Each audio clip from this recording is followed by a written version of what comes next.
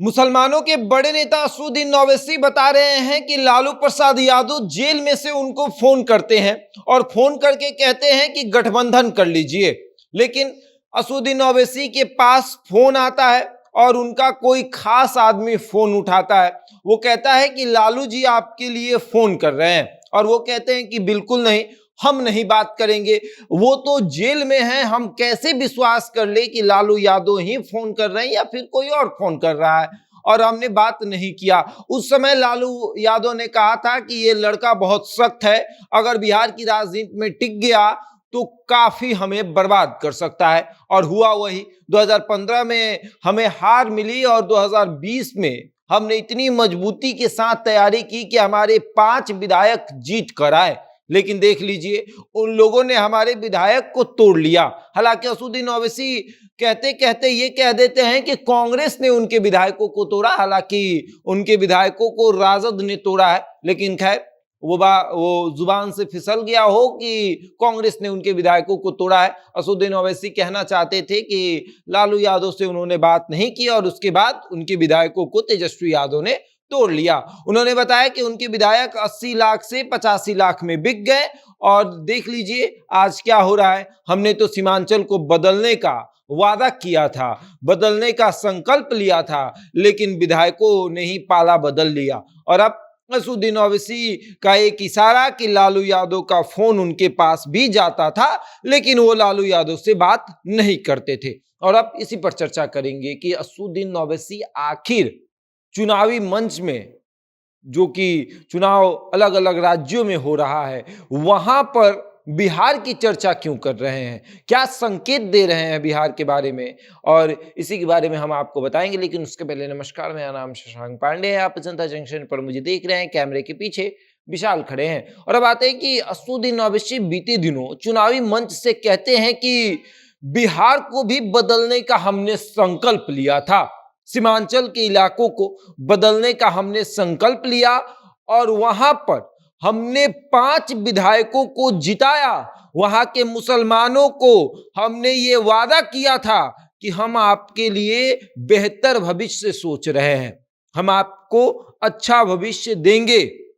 और सीमांचल के मुसलमानों ने, सीमांचल के लोगों ने हम पर भरोसा जताया, 5 विधायकों को हमारे जिताया। लेकिन क्या हुआ, लालू जी ने फोन किया था चुनाव से पहले, हमने उनसे बात नहीं किया।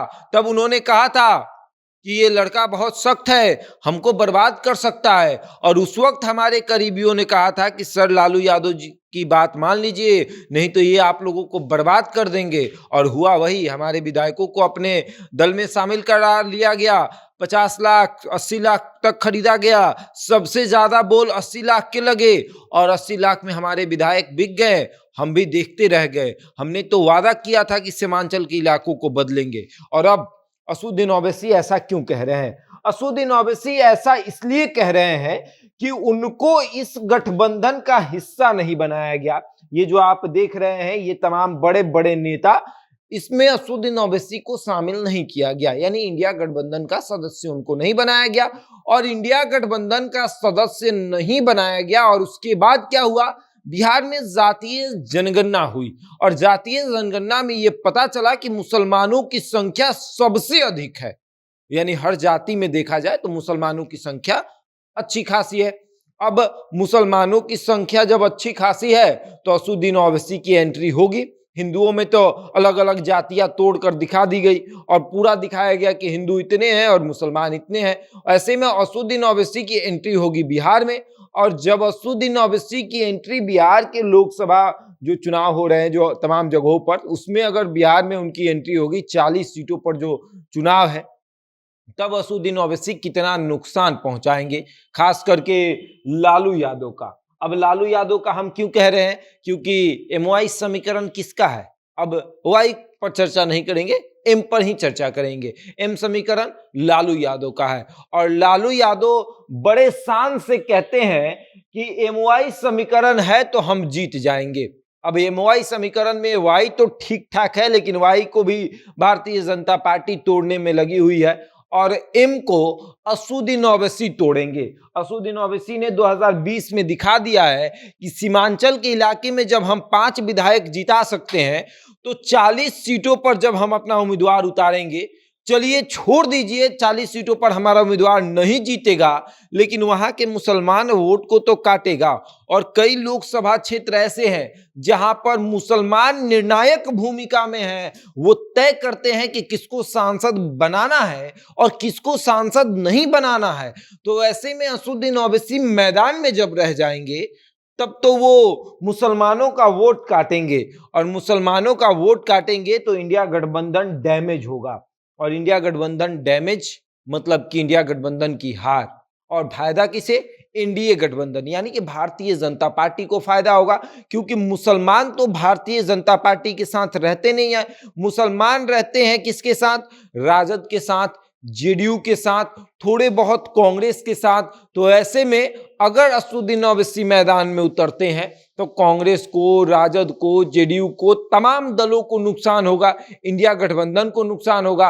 और इसीलिए असदुद्दीन ओवैसी देख रहे हैं कि ये चुनावी मंच हमारे लिए एक संकेत है कि आप यहां से बोलिए, आवाज दूर तक जाएगी, और दूर तक जा भी रही है। चुनावी मंच से, तमाम राज्यों में जो चुनाव हो रहे हैं वहां के मंच से असदुद्दीन ओवैसी बता रहे हैं कि उनके विधायकों को बिहार में खरीद लिया गया। उनके विधायक जीते थे बिहार में, लेकिन राजद की जगह उन्होंने कांग्रेस कह दिया कि कांग्रेस ने उनके विधायकों को खरीद लिया।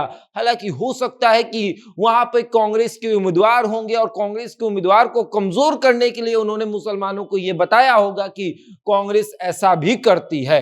हालांकि उनके विधायक राजद के साथ चले गए। अब राजद ने खरीदा है या फिर उनकी सहमति से अपने दल में शामिल किया है, ये तो विधायक बताएंगे। लेकिन असदुद्दीन ओवैसी कह रहे हैं कि 50 लाख 80 लाख में उनकी बोली लगी और वो बिक गए, हमारे विधायक नालायक निकल गए। और अब आगे देखिए क्या होता है। 2024 के मैदान में जब असदुद्दीन ओवैसी तो उतरेंगे ही, लेकिन जब बिहार में उनकी कदम पड़ेगी तब कितने दल जो है वो हिलेंगे, ये देखने वाली बात होगी। बहरहाल इस खबर में इतना ही। बने रहे हमारे साथ और देखते रहें जनता जंक्शन।